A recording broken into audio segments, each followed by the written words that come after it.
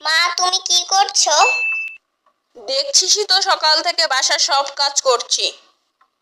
অবশ্য দেখবি বা কি করে, সারাদিন মোবাইল দেখে তো চোখের 12টা বাজিয়েছিস।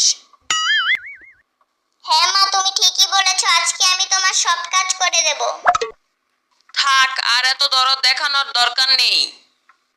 নিশ্চয়ই কোনো মতলব এসেছিস, কি বলবি তাড়াতাড়ি বলে বিদায় হ।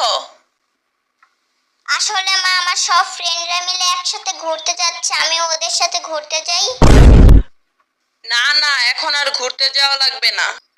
যাই না মা, সবাই তো যাইতাছে। সবাই যা করবে তুইও কি তাই করবি? তুমি এরকম করতেছো, আমার ফ্রেন্ডের মায়েরা তো এরকম করে নাই।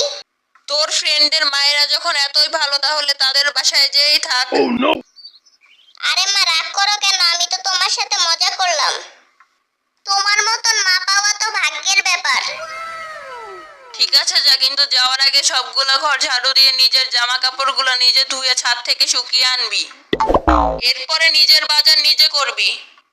ধুর, আমি যাবই না।